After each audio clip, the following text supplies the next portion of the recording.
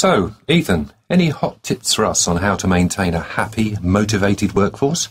Will party hats and birthday cake do the trick? Over the years, I've tried a lot of things to bring fun into the workplace. I've tried playing rock music in the morning, having group lunches at noon, throwing parties later in the day, and arranging for sports after work.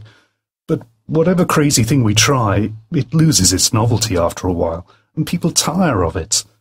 Yeah, they're good now and then to bring your office alive, give people a chance to have some fun together, and a human face to your management style.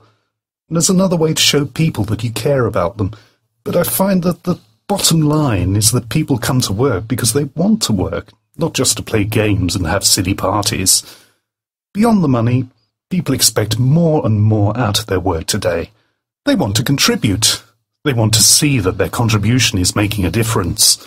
They want to learn, they want to grow, and they want to feel that they are part of a successful enterprise that is making a difference in the world. It's achieving these kinds of satisfactions that really keeps people coming back to work every day, not just the party balloons and birthday cakes. Okay, so what specifically should managers be doing to make work rewarding for the people who report to them? Well, the first thing is that workers at all levels want to know why they are doing something. Don't just say, drop everything you're doing and rush this shipment out. Instead, take 2 minutes to explain why. Also, people actually want to work hard and take pride in their work, but they need appreciation and recognition for their contribution, so make sure you're generous with compliments.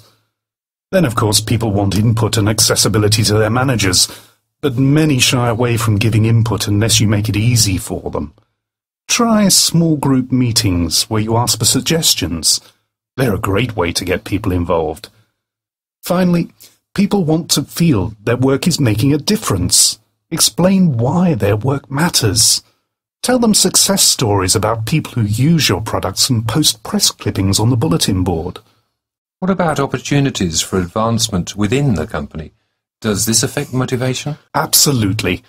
For many employees, it's important to feel that they are always growing, learning and progressing on the job.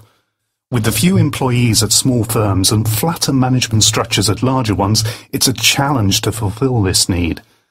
But it's important you do, because often it's the best employees who feel they need to learn. Recently, our webmaster left for another job. The manager of this area wanted to get a qualified candidate from the outside because none of the 4 internal candidates had all the necessary skills. On paper, he was right. The best candidates would be from the outside. But I want our company to go out of our way to retain people, give them new challenges and make work fun for them.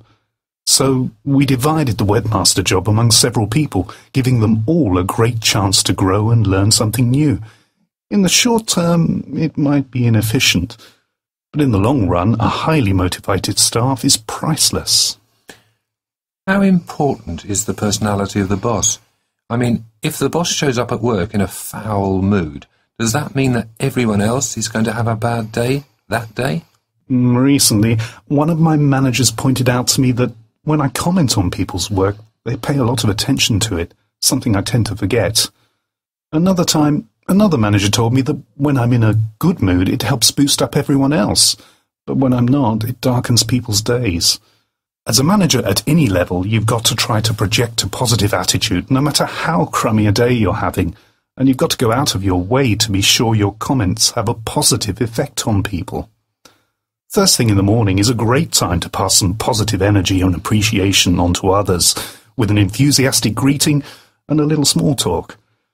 And at the end of the day, no matter how rough it's been, I always try to wrap up with people on a positive note. Back to our party hats and birthday cake. How often should we party at work? And my experience about that is once or twice a week during working hours is the right time to spend on those silly, frivolous activities. Some of the diversions that have worked for us are Friday morning croissants, Friday afternoon theme parties, occasional lunch outings such as mini-golf or bowling, seasonal decorations at the entrance and company contests. I've tried a lot of elaborate events outside of working hours, but they've almost always been disappointing. Attendance was mixed. People would arrive late and managers felt pressured to attend. A high-level technical manager told me that the single thing that impressed him the most about our company during his first month was that he went bowling and played miniature golf during company hours. Thanks for the tips, Ethan. I'll try to keep them in mind. My pleasure.